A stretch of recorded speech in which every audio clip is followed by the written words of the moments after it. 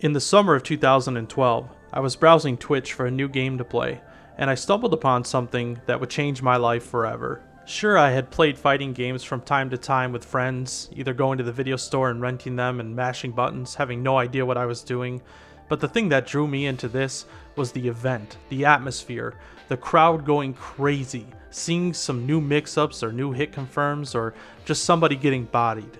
EVO is always full of hype moments, and 2012 did not disappoint. From Marvel 3 giving us an emotionally charged victory from Filipino champ after a grueling match, to Infiltration, who showed up to Street Fighter 4 on a whole new level and dominated the field like we had never seen before.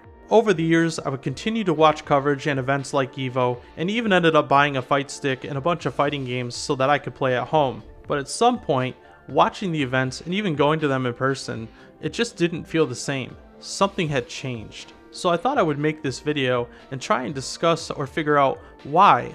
What happened? Why does it feel so different? So I asked myself, what is it about 2012-2013 era that made me so impressed with the presentation that was put in front of me? The thing that stuck out to me the most, and I think a lot of people don't remember or didn't catch the first time around, was a little game called King of Fighters 13. I remember never having seen anything like it. The crowd was electric. I have never seen this kind of love for KOF and ever. I am seriously at a Look loss at the for crowd, words. man. These guys are ready to get hype. Oh man, he put on the Chuck Bronson glasses. The Chuck Bronson. Chuck Bronson. They were chanting, they were singing songs, they were screaming people's names. The players on the stage were like rock stars. So I thought I would talk to somebody who was there for the event in person. I had a conversation with my friend Kelly and asked him what it was like to be there in person and what the atmosphere was like. And this is what he had to say. That shit was straight electric. I remember, so like I'm in the audience, and it was the thing about the finals day that makes it so awesome is everyone watches every game. It just is. Like, you're no longer a fan of this game or that game. It's like you sit down to watch an entire top 8 of the best players of all these best games. So as we continued talking, I asked him what he remembered specifically about King of Fighters 13 top 8. Bala's Takuma, dude. That was the shit that was so crazy. I remember sitting in the crowd watching the finals being like, this is amazing. Like, I knew KOF 13 was a dope game. I've played it. I owned it. I had this, soundtrack version and all that. Everybody was wearing the KOF 13 shirts because they were giving them away if you entered the tournament. But like, to see them play at that level, I had friends that don't even play fighting games being like, I'm watching this on Twitch right now, and like, this is the craziest thing ever I've seen. And I'm like, dude, I'm here right now. It's absurd. All because of the way they were playing in that game. And I don't think I've had that kind of a reaction from people that aren't even interested in the fighting community since things like the EVO Moment 37. Like, that's the moment where you watch it and it's so hype and you can see the way it's being played where you're just like, wow, there's something about this that's drawing me in. And I know the KOF 13 finals were always doing that. They were a landmark with what they did. Just seeing those dudes play at that skill. So continuing to talk about what made KOF 13 top 8 so special, I asked him if he thought that the game's difficulty had anything to do with what made the event so hype. Knowing that there aren't a lot of people that can do the things that these guys on stage are doing, does that affect how excited you get when you watch? It's still difficult the full way. You can still drop the combo at the end. And seeing these dudes do it, it's just the game itself. It was super intricate, super high skill ceiling, and it's just a lot of variety. And I credit the game. I watched if you haven't seen it before, watch the KOF 13 grand finals of those years when it was at EVO. Like, it's remarkable. Watch it all the way through. It's impossible to watch that and not be impressed, not have a great time, and not get super hype over it. Like, it's impossible. It's too good. So after I had gained the perspective of somebody who was in the audience at the event, I wanted to talk to somebody who had the perspective from the commentator side of things. I reached out to Hellpockets, and he was gracious enough to do an interview. So first I asked Hellpockets what it was like to commentate the event.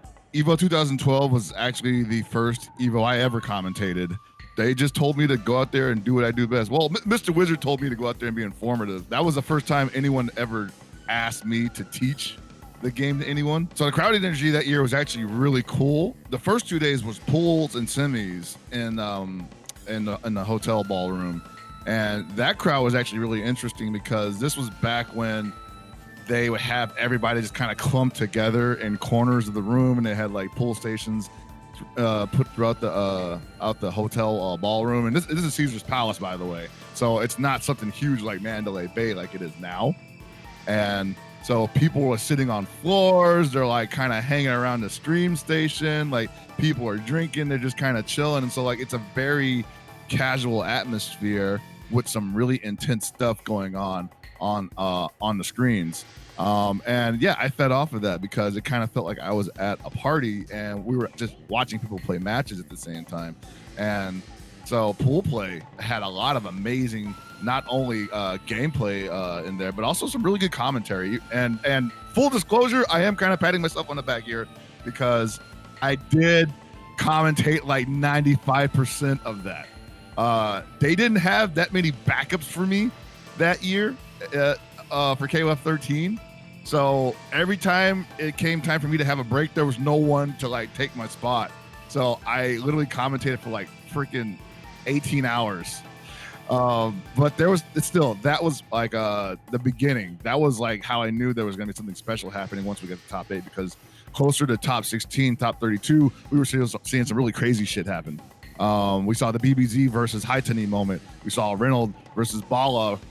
We saw, just all these crazy matches that easily would be top 8 caliber, but they were just happening earlier on in the game. And what's really special about that was we hadn't really seen this game played at that level yet.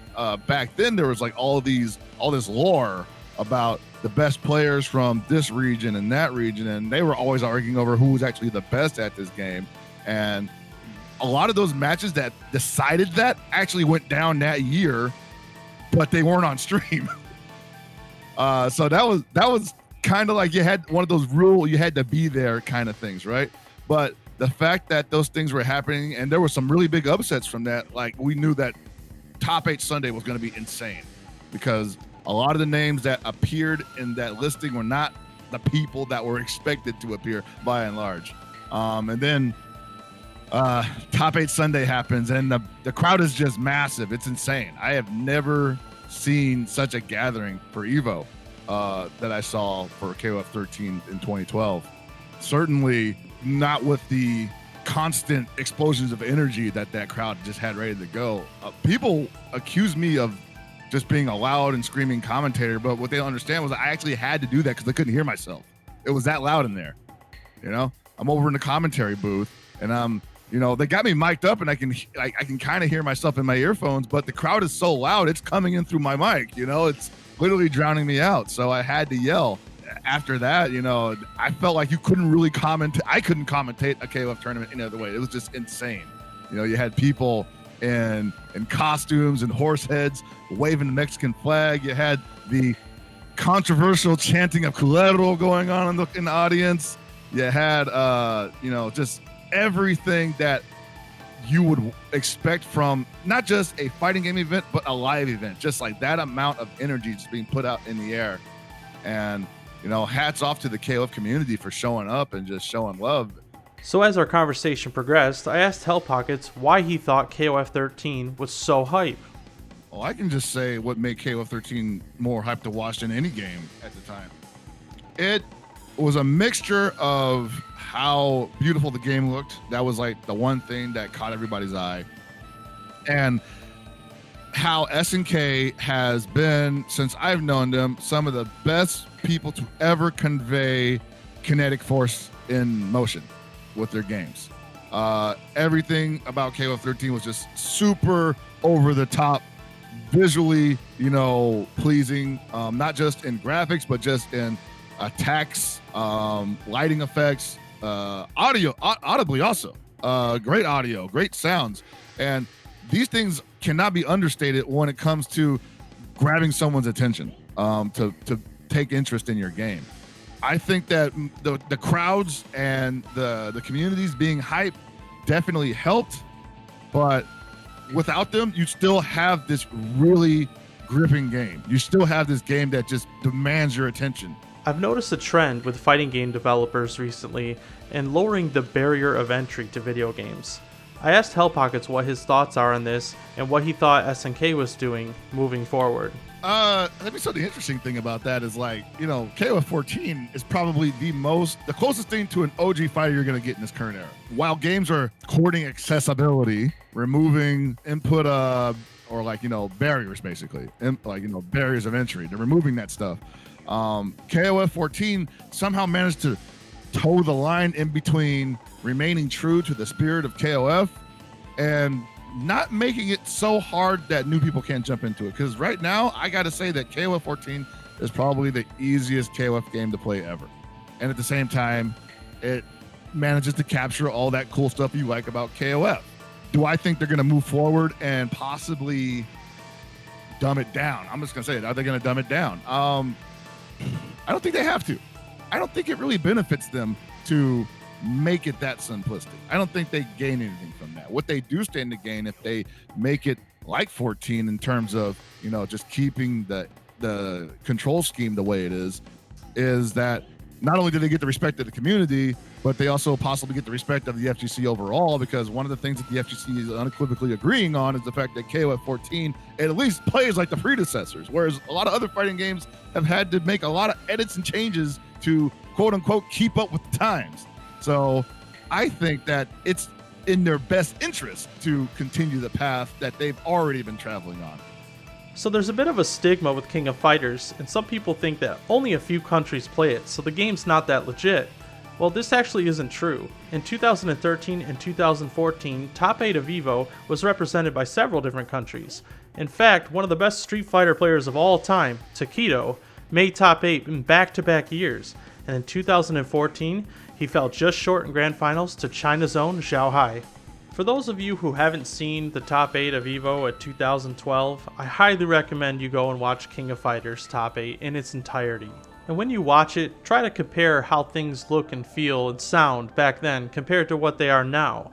I'd be really interested to hear your thoughts on that, so feel free to comment below. If you are interested in learning how to play King of Fighters, I have several videos on my YouTube channel explaining how to play.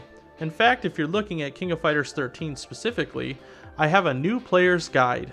And also, please join the King of Fighters Discord. There's a lot of useful information there, and people are always around willing to help and answer questions. I'd like to give a special shout out to the interviews that were in this video, Kelter Skelter and Hellpockets.